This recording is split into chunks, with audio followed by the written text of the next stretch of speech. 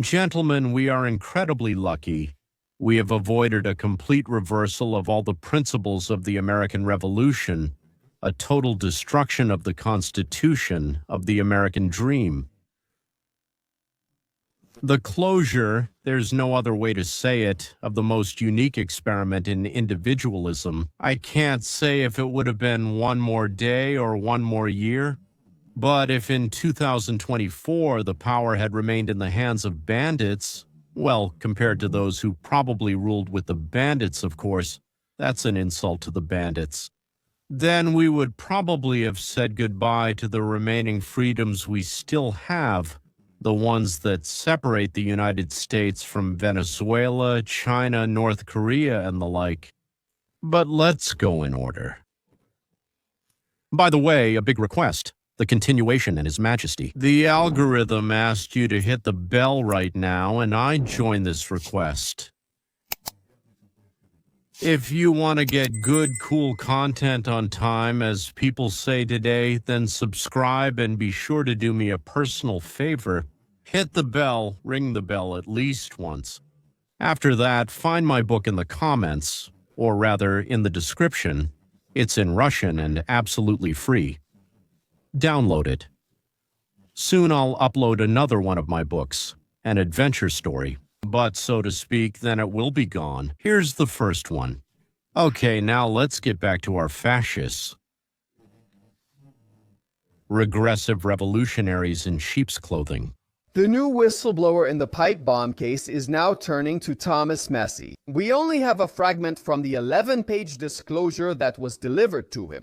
And he says that if we put together all these different news stories, including his own witness interrogations, Thomas Massie, while in Congress, is asking questions to Director FBI Wray and others. A report by Steve Baker and the team at The Blaze. In this report, and shown E. Kirchhoff, the alleged January 6th bomber, who may have just been an intern. Someone involved in drills on January 5th was unaware of events on January 6th and may have moved freely with Capitol Hill police approval. We only have questions about it, and that's the best theory our government has offered. And our government, from anywhere, including our own government, is completely silent about it. Conversation. We're talking about years of investigations led by the Democrats. According to rumors, the investigation into Kennedy's assassination was headed by the very man who organized the murder. They announced a full reward.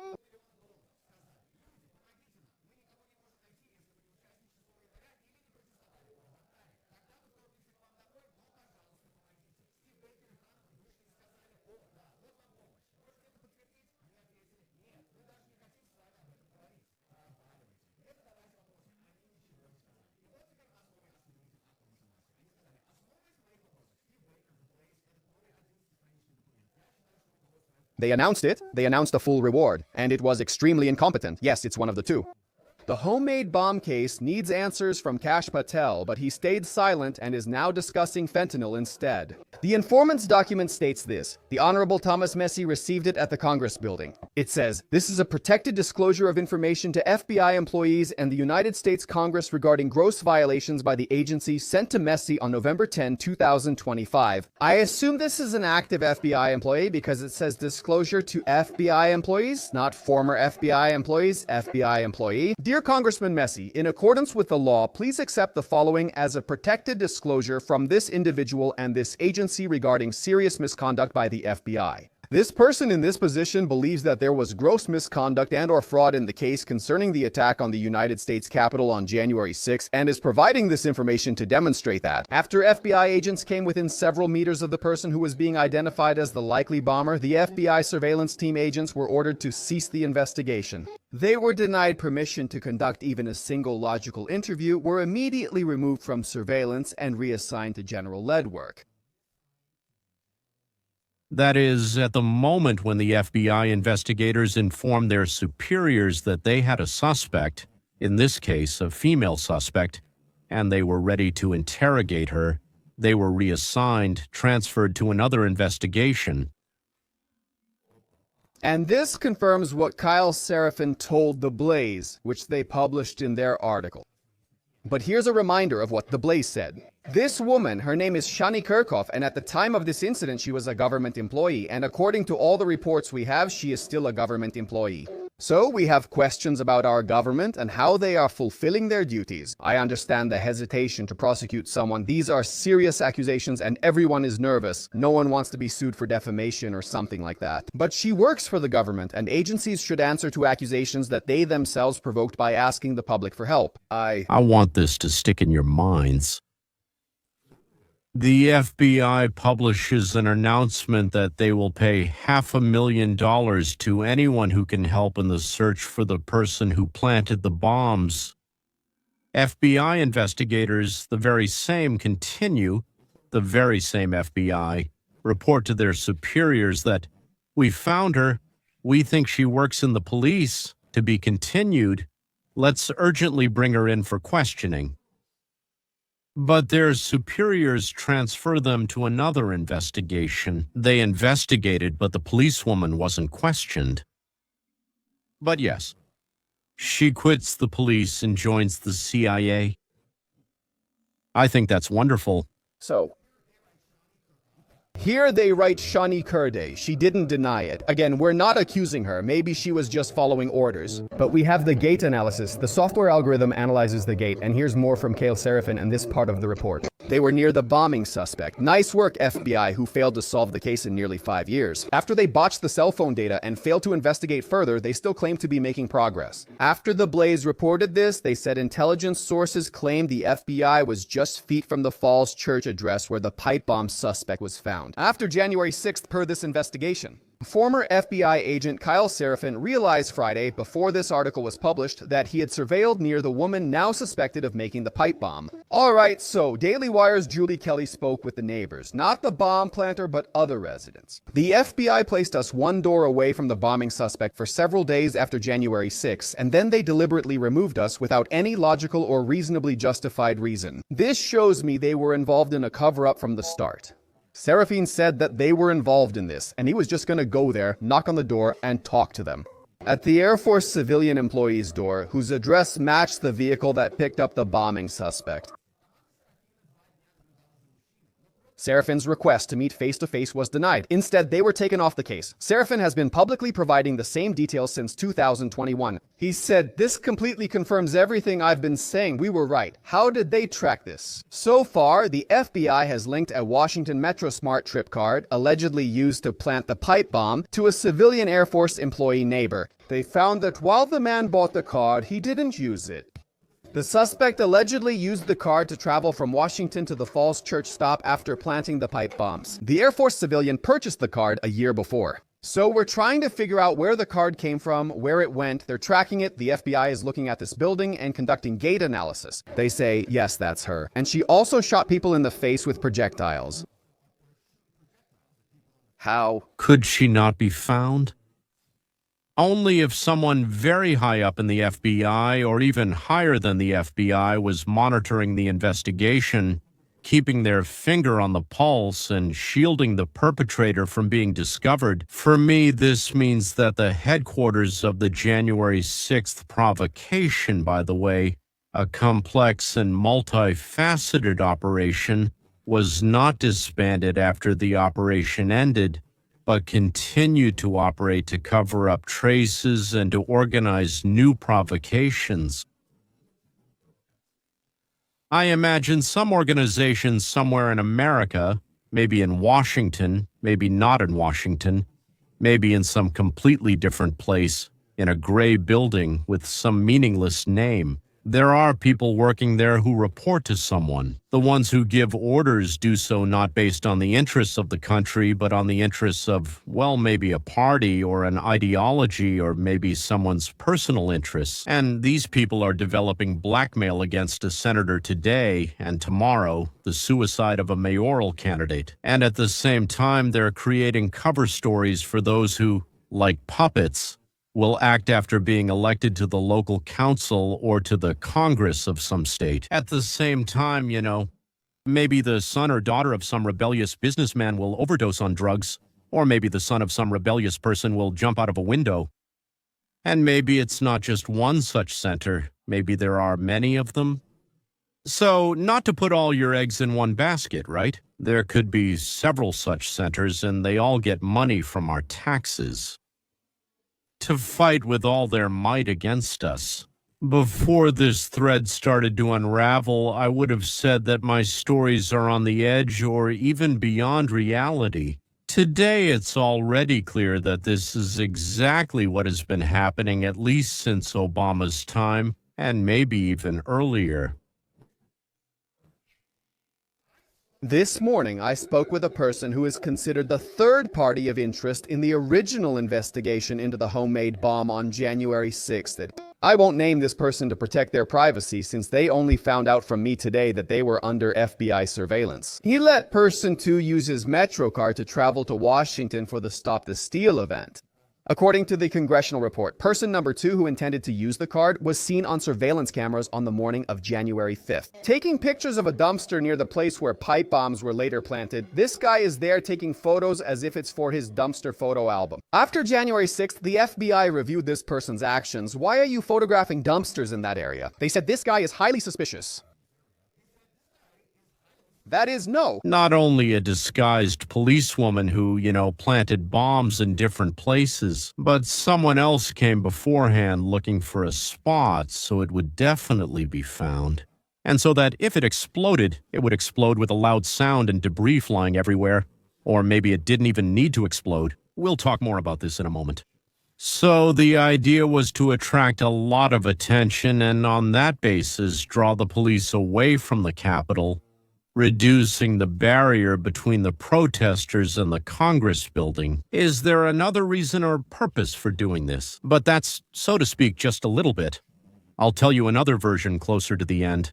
So we were lucky, how lucky we were that Trump was elected, despite all their thorough, excellent, well-planned, and executed preparation. And they considered the second person, who, as you know, is a friend of the neighbor, as a possible accomplice of the saboteur. Both the second and third person were put under surveillance. Maybe this is Seraphin's team.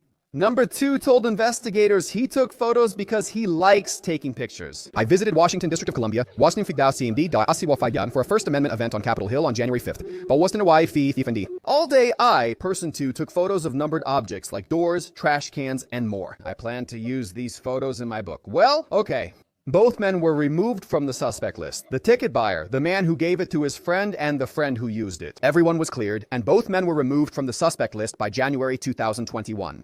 Person 3 is a 66-year-old man working in the Air Force. He shared what his friend said about using his Metro card. So person number 3 is a neighbor who lives right next to Shania Kirchhoff. Person number 3 says in his statement, I have a friend who attended the Stop the Steal protest on January 6th. He lives in another state. I've known him since 1969, and we attended elementary and middle school together. From what I know, he's not involved in anything illegal or immoral. He's an evangelist, a religious teacher who travels worldwide preaching the gospel. He's very Republican and pro-Trump, probably around 67 now, and was about 63 on January 6th. He arrived a day or two before January 6th, and I took him on the subway. He stayed with me. I took him on the subway and gave him my extra Metro card. I have one that I use for my daily subway rides and one that I keep for personal use. This was during the pandemic, so I was working from home all the time. He went downtown the day before January 6th and was downtown on January 6th. I know that he kept some kind of diary for this event. I know that he posted something on Facebook. He kept a journal telling everyone about all the events and activities that were happening. On January 7th, I drove him to Dallas for his flight. He came again for the inauguration this year, and I let him stay at my house again. This is about my friend whom I've known and grown up with since elementary school. He says, I live next door to this person who is supposedly identified as the one who planted the bomb. From everything I've heard, I've been living in this house in Falls Church, Virginia since 2003. They moved in last year in 2021. She's Shani, and that's her boyfriend. I only knew them from random encounters, greetings on the street. I've never been to their house, so I have no idea about their political views in any way, shape, or form. They're just neighbors. They contacted me, and when I saw the photo of the alleged person in the newspaper, I said, yes, that looks like her. So this neighbor is like, yeah, the newspaper. So it turns out this is the one who planted the bomb. It looks like your neighbor. And he's like, yeah, that's definitely her. Yeah, because I think people don't know you personally, but I have this. You can recognize friends and family by their walk, almost like a fingerprint. Even in crowds or at a game where everyone has similar haircuts, it's their movement that sets them apart. Oh, there he is. I'll just go and meet him there. You just feel it like he sees this woman coming and going all the time. He says, yes, that's a good match. You got it right. All I can say is I know two people involved. A friend from elementary and middle school asked to stay at my place during the January 6th rally. But as for this woman, this police officer, the woman from Capitol Hill, other than the fact that she lives next door to me, I have no connection to her in any way. From what I know, they work in the police. Metro, I think, and haven't lived here long. They just live next door. She says she'll have more to say about this soon, and she doesn't agree. Julie Cayley disagrees with Deblis and Seraphine, and she says this story about what happened is simple. It's very sincere. He spoke directly about what happened, which is why this stopped being observed. So the disagreement here is that Kyle Seraphine says we were taken off surveillance because we were too close to Shana. Seraphine says, I want to go and talk to these guys who we think used the card that we tracked to this place. The FBI says, no, we've already been there and talked to them, so we're pulling you off. I think a plausible explanation could also be that if Seraphine had gone to talk to these people, it would have confirmed that they had no idea what was going on with the pipe bomb or anything else. And that could have led to more questions about how they got there, and it could have led to questions from the neighbors. That might have led to more questions instead of fewer.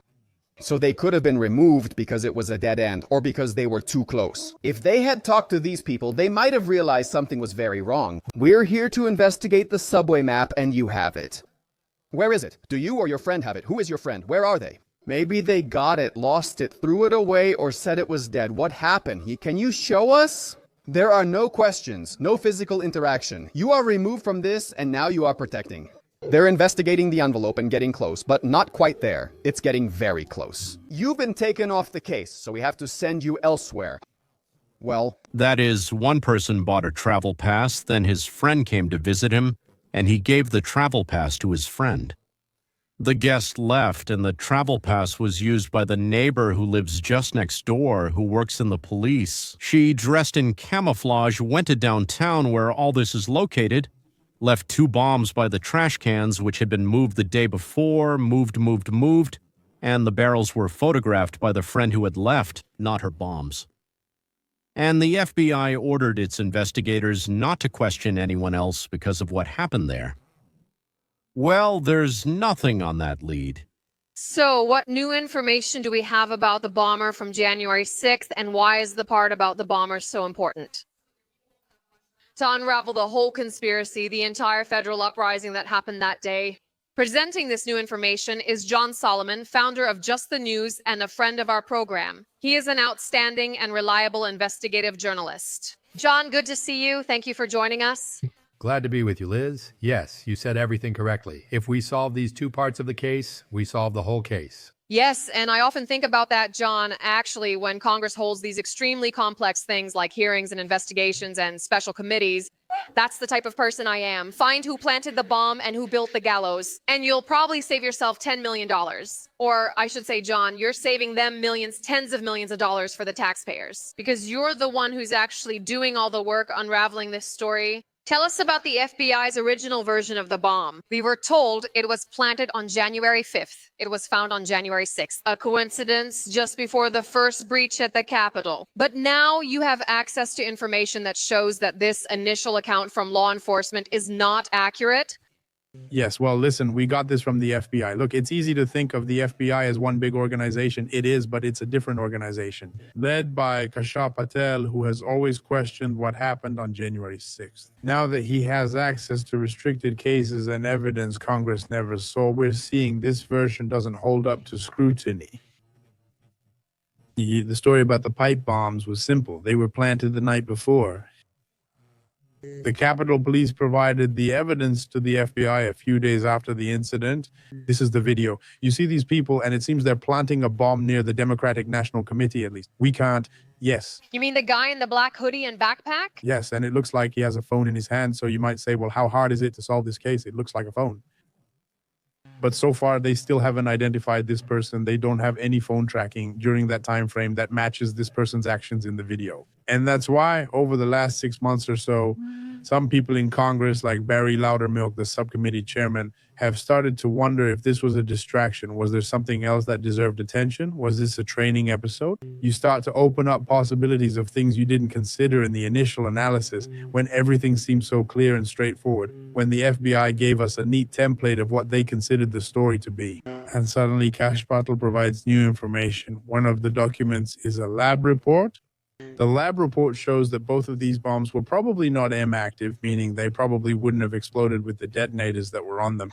They say if they were assembled correctly, they would have exploded, but that doesn't seem true. I also had one of the videos. One of the greatest explosives experts in FBI history, Fred Whitehurst, an epic whistleblower who exposed the FBI during the Clinton era in the 1990s. This led to major FBI reforms.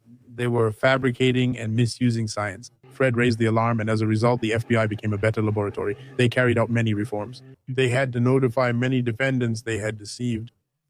Fred is among the most influential figures in modern forensic science history.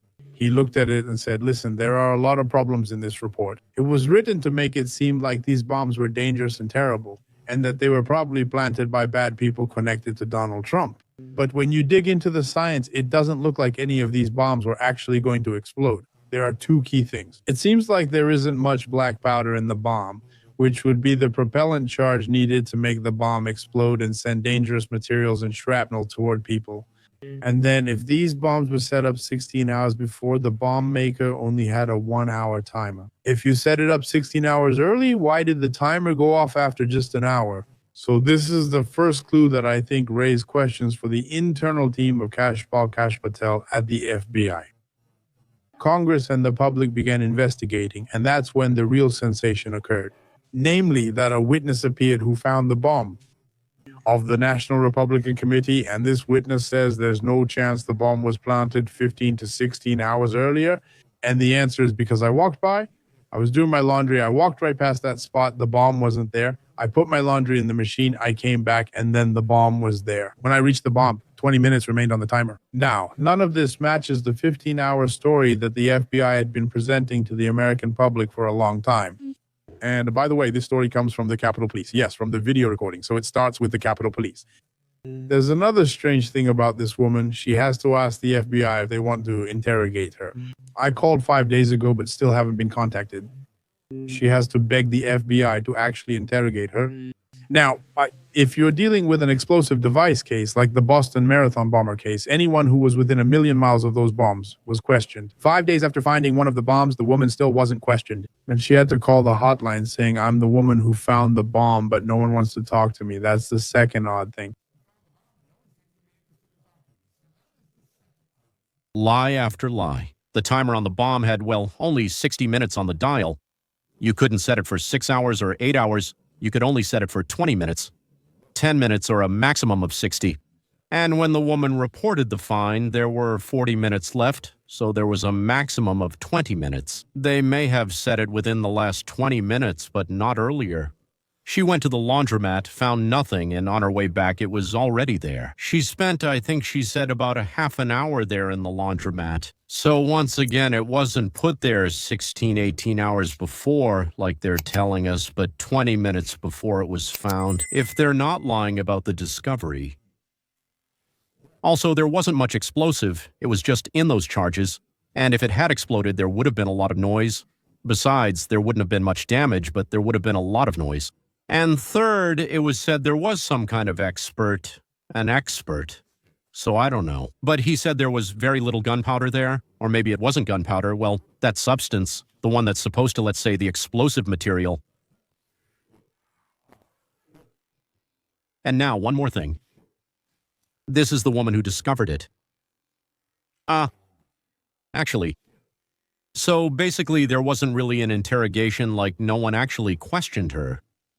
No, that's it. What do you mean there's none? So she reported it, she was the first to see it, said that there were about 40 minutes left, and that's it. And after that, there was no further questioning of her. The third strange thing is something I think people will need some time to process, because when you start looking at it, she works at a company called FirstNet. She is the woman who found the bomb at the Republican National Committee building, the pipe bomb at the Republican National Committee. The witness is correct. The woman who found it, the cleaning lady, that's right. She works for a federal program called FirstNet. FirstNet was created after September 11th to give law enforcement and emergency services phone network priority during crises while civilians wait. During September 11th, many police officers couldn't communicate because cellular systems were overloaded. Everyone checked on their loved ones. This system includes the Department of Commerce where she works, and her biography states she works at FirstNet. Laudermilk says she works at FirstNet. All right, that's interesting. She works in the network for first responders and triggers the first response. But it gets stranger, according to Barry Laudermilk and our evidence. What's this twist? Well, the FBI tried to find phone records of who was near the place where those 2 pipe bombs were. For a couple of years, we were told the data was lost, damaged, and corrupted. Phone data such as geofencing and geotracking was corrupted during upload, so geolocation data showing whose phones were nearby is unavailable. And guess which which company was handling that upload when it got corrupted? FirstNet does this on behalf of AT&T. Now, we don't know why that is. I spoke with some phone experts who say that the most likely scenario is that AT&T had the phone data. They saw the phones of some emergency service employees there. They saw the phones of police officers or other people who work in law enforcement or in emergency response programs. They sent this to FirstNet to ensure no confidential information was disclosed before sharing the data. This is a possible scenario, but it's FirstNet that then uploads the data and it gets corrupted during this upload. And all this phone data, which could potentially show who might have been nearby when the pipe bomb was planted, is lost. All right, there aren't that many matches in Washington that are 100% accurate. And now you have Barry Laudermilk. I interviewed him just a few days ago, and he says, I no longer believe in this version. I don't think those bombs were planted 15 hours earlier. Something's off, and we'll get to the bottom of it soon. For Barry Laudermilk, his FBI is different now than a year ago. He no longer has the FBI with Chris Wray's obstacles. He has the FBI of Kash Patel, which is genuinely interested. What does he say? Solomon. It's very interesting that finally people have come to the FBI who want to get to the bottom of things and find the truth. But the documents are hidden or destroyed. All the surveillance camera footage from that area has been erased. Can you even imagine that? And next to... there's nothing at the Democratic and Republican Party headquarters or the nearby campaign offices. How did they get erased? When they were recording them, and then they erased them. Another funny moment. There are so many of them. They were erased by the same organization where the woman who discovered the bombs works. Well, I mean, it's already starting to feel like some kind of difficult and heavy madhouse. All of this. She works in an organization that services AT&T and so on, and when she was downloading all that information from the cameras, it was erased. Previously, they had never erased it. These surveillance camera recordings, SUMIYA,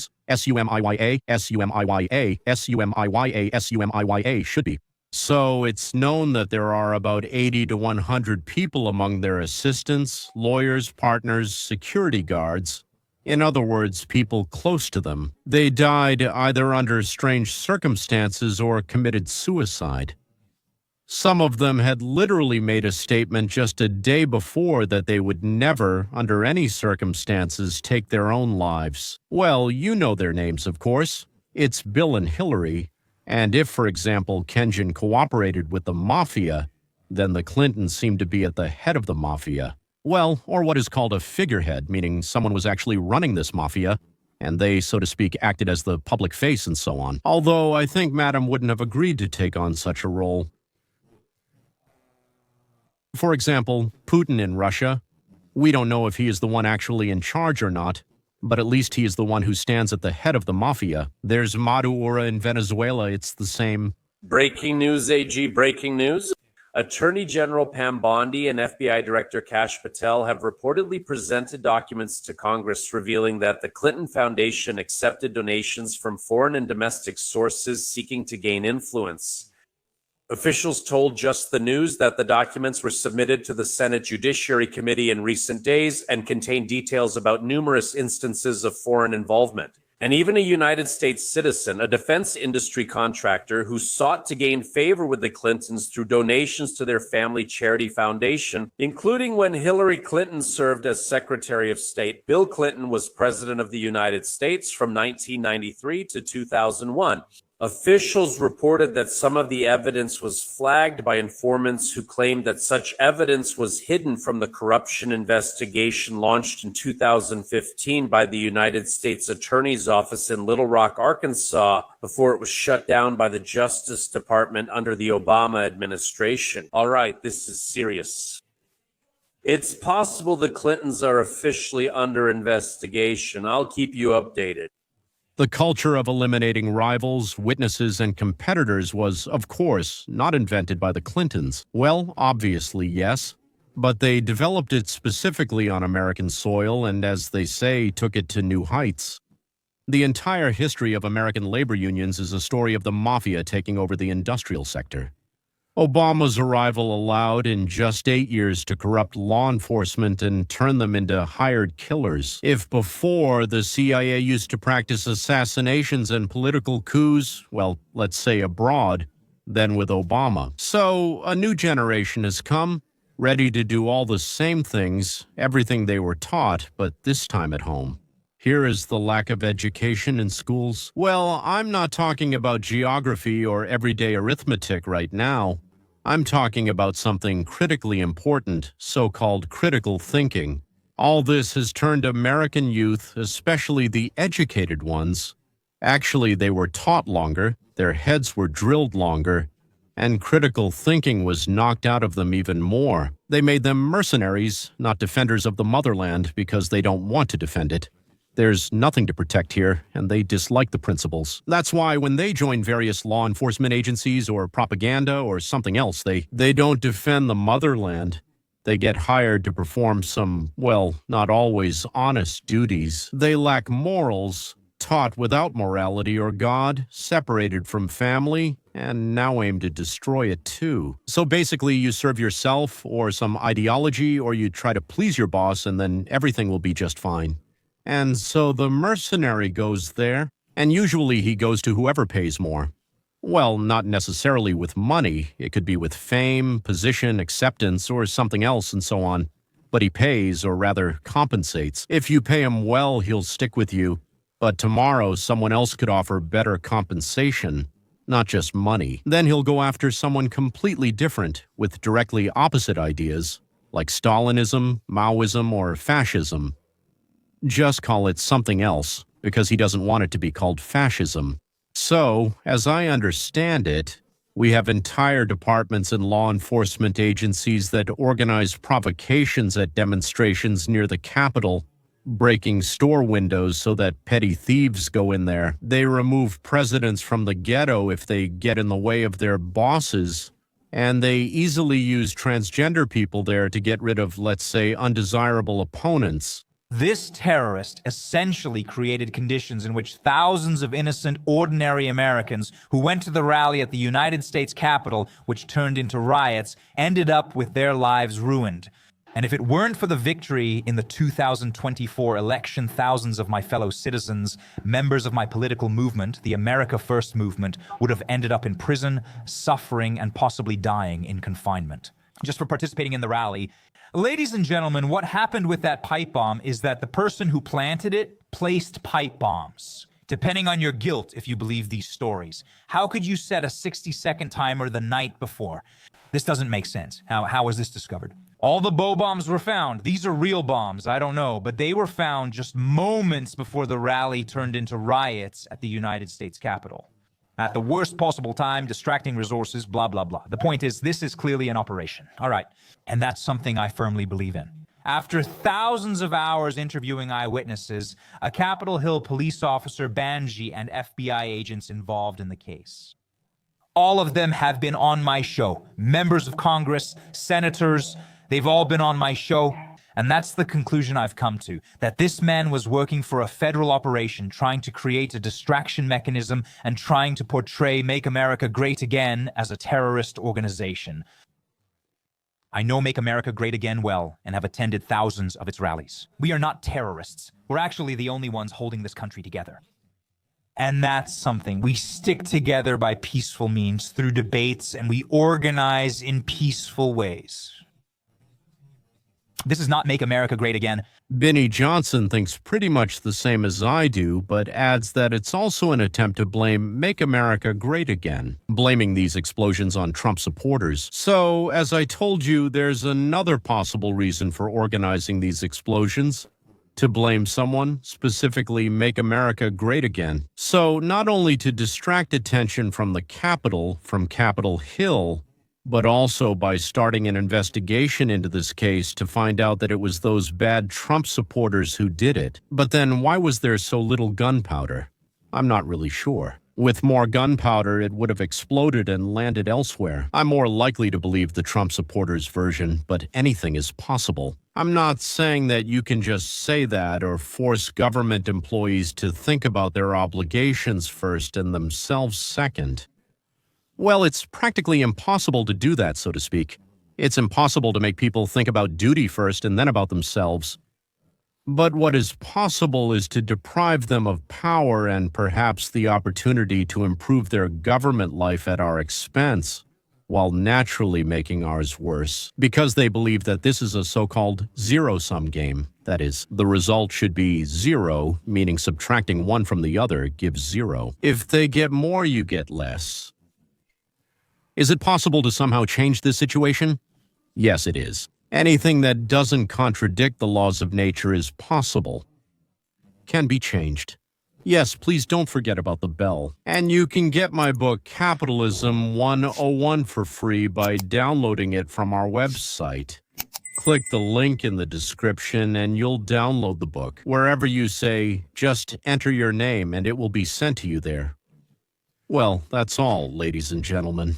But I think that some interesting development has just started, which, along with other investigations, will lead us to such an ulcer, such a wound, such an abscess that it seems we couldn't even imagine it ourselves, T. That is, we couldn't imagine it even in our worst, most nightmarish dreams. That's all. Goodbye until we meet again.